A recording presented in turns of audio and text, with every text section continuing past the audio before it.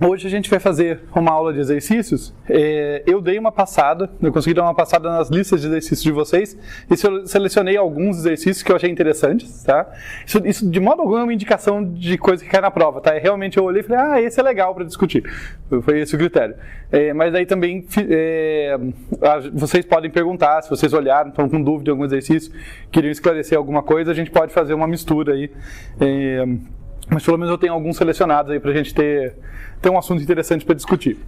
Eu queria começar antes disso falando o seguinte, considerem o seguinte cenário.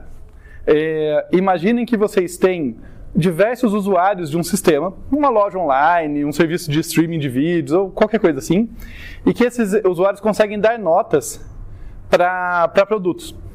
Então eles conseguem dizer, esse aqui eu gosto mais, esse aqui eu gosto menos, né? Ou eles dizem ranqueamento direto, esse eu prefiro a esse, que eu prefiro a esse, coisa assim. Ou eles conseguem dar nota mesmo, uma pontuação. De qualquer forma, fica à vontade. De qualquer forma, você consegue saber, você consegue saber que o usuário A, por exemplo, tem essa ordem de prioridade para os produtos. Tipo assim, o produto 1, o produto 3, o produto 5, depois o 2 e depois o 4. Enquanto que o usuário B tem outra ordem. Por exemplo, produto 2, depois o 1, depois o 3, depois o 4 e depois o 5. Né? Eles têm gostos diferentes. E daí a gente pode querer comparar usuários nesse sistema, né? Comparar um usuário com inúmeros outros, tá? Idealmente com todos os outros, para saber com quem ele mais se parece, para fazer recomendação de produto, que é uma coisa que todo mundo já viu aqui em lojas online. Você, de acordo com o seu gosto, de acordo com a pontuação que você deu para algumas coisas, você recebe indicações, né? E por vezes essas indicações são corretas, por quê? Porque eles estão pegando, de alguma forma, identificando seu padrão de consumo, seus gostos, comparando com outros usuários, falando, usuários que gostam disso, que tem o seu perfil, também gostam disso aqui. Ok? Fica claro essa motivação, esse problema? Sabe o que a gente pode usar para comparar listas de preferências distintas entre usuários? Contagem de inversões. E isso responde a pergunta que eu não consegui responder direito na última aula. Então, começar sanando esse débito aí com vocês.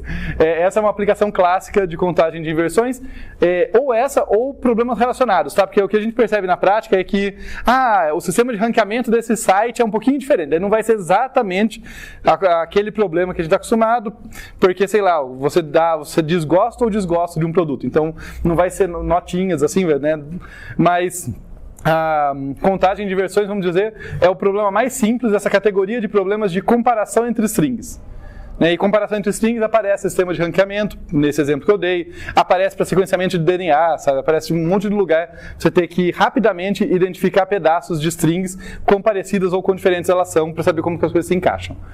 Então eu fiquei devendo essa resposta, não me ocorreu, daí eu estava conversando com um professor colega meu e ele falou, o exemplo que eu sempre dou é esse. Eu falei, óbvio, né?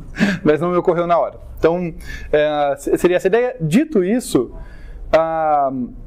eu insisto no meu ponto que, assim, eu não estava ensinando o problema da seleção e contagem de versões para vocês na última aula com o foco no problema, tá, gente? Uma coisa mais importante nesse momento, tá? Tudo depende do contexto, mas nesse momento, num curso de algoritmos, de fundamentos e tal, ensinar vocês que quando vocês conhecem uma estrutura base ou um algoritmo base, vocês podem adaptá-lo para problemas relacionados. É isso que eu quero que vocês tenham em mente. Sabe? Vocês podem pegar uma árvore binária de busca e implementar uma operação que vocês nunca viram antes. Você fala, no meu sistema preciso de uma certa operação diferente.